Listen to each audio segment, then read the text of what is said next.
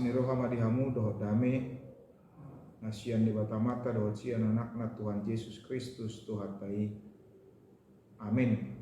Selamat pagi dan selamat bertemu kembali melalui sapaan firman Tuhan pada Rabu tanggal 30 November 2022 yang tertulis dari 2 Korintus pasal 5 ayat 15. Demikian bunyi firman Tuhan.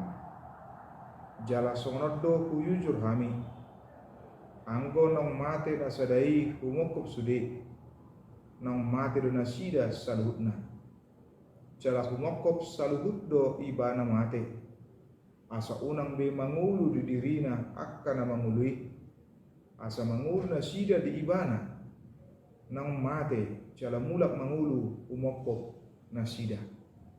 Dan Kristus telah mati untuk semua orang supaya mereka yang hidup tidak lagi hidup untuk dirinya sendiri, tetapi untuk Dia yang telah mati dan telah dibangkitkan untuk mereka.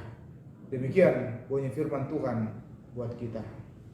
Saudara-saudari, Bapak Ibu jemaat yang terkasih, kesadaran akan siapa yang menjadi pemilik kita, yang empunya kita, akan membuat kita bersedia untuk mengabdikan diri, mempersembahkan diri, memberikan diri kita kepada sang pemilik kita. Apalagi jikalau sang pemilik kita itu telah mengorbankan nyawanya, hidupnya demi untuk menebus dan melepaskan kita dari kekuatan dan kekuasaan dosa yang tidak dapat dibeli atau dibayar dengan uang seberapa banyak pun itu. Ini yang disampaikan oleh Paulus kepada orang-orang yang percaya yang ada di kota Korintus pada waktu itu. Di tengah-tengah kehidupan kekristenan mereka, ternyata ada banyak pengaruh-pengaruh negatif yang berasal dari lingkungan, dari dunia, dari sekitar mereka.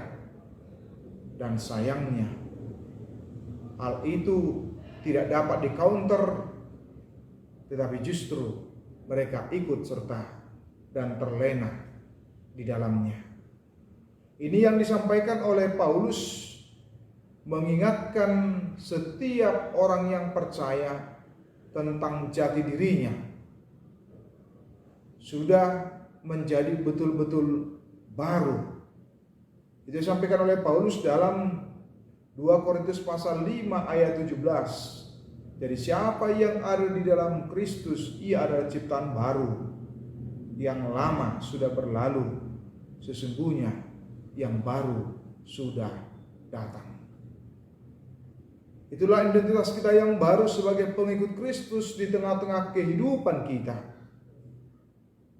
Paulus menyampaikan pesan kepada orang-orang yang percaya Korintus dan juga kita sebagai pengikut Kristus, agar kita betul-betul secara totalitas menunjukkan ketaatan kita, ketundukan kita kepada Kristus, sang pemilik kita yang baru.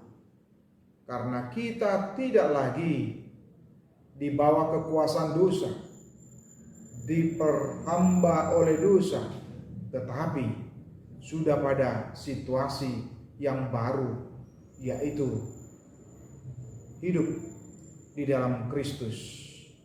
Dengan demikian kita mau diajar di tengah-tengah kehidupan kita, ketika disebutkan oleh Paulus, dan Kristus telah mati untuk semua orang, supaya mereka yang hidup tidak lagi hidup untuk dirinya sendiri, tetapi untuk Dia yang telah mati dan telah dibangkitkan untuk mereka. Paulus mengajak kita untuk boleh sungguh-sungguh mendedikasikan hidup kita, waktu kita, diri kita, pemikiran kita, tangan kita, mata kita, dan mulut kita hanya untuk memuliakan nama Kristus. Karena apa? Karena Dialah yang empunya kita, pemilik kita satu-satunya. Karena Dia telah menebus kita dari kekuatan dan kekuasaan dosa. Oleh karena itu, bagaimana kita di tengah-tengah kehidupan kita menunjukkan jati diri kita sebagai orang yang taat, orang yang setia, orang yang tunduk, orang yang patuh kepada Dia di dalam perjalanan kehidupan kita, bukan malah sebaliknya. Jangan sampai dengan kehidupan kita ketika kita menyebut diri sebagai pengikut Kristus, tetapi perilaku kita, perbuatan kita sangat kontras dan bertolak belakang. Tapi justru haruslah merupakan satu kesatuan dalam kehidupan kita ketika kita menyebut diri sebagai pengikut Kristus dengan tindakan kita, perilaku kita, perbuatan kita, sikap kita, dan kehidupan kita. Mari kita izinkan Kristus yang berkuasa, yang berotoritas, menjadi penentu, berkuasa mutlak dan total dalam kehidupan kita sebagai pengikut Kristus yang telah ditebus oleh Kristus. Orang-orang yang percaya harus sadar bahwa Kristus telah mati untuk dia. Itulah pengorbanan yang telah dilakukan oleh Yesus demi dan untuk keselamatan kita.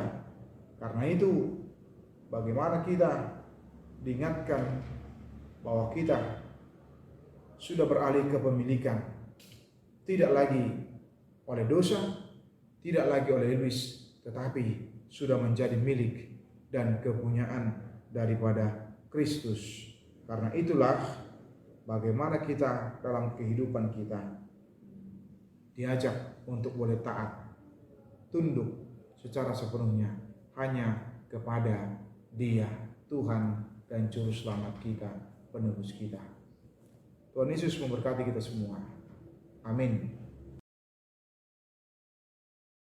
Kasih karunia dari Tuhan Yesus Kristus serta kasih setia Allah Bapa dan persekutuan Roh Kudus memberkati dan menyertai kamu sekalian hari ini, esok, dan sampai selama-lamanya.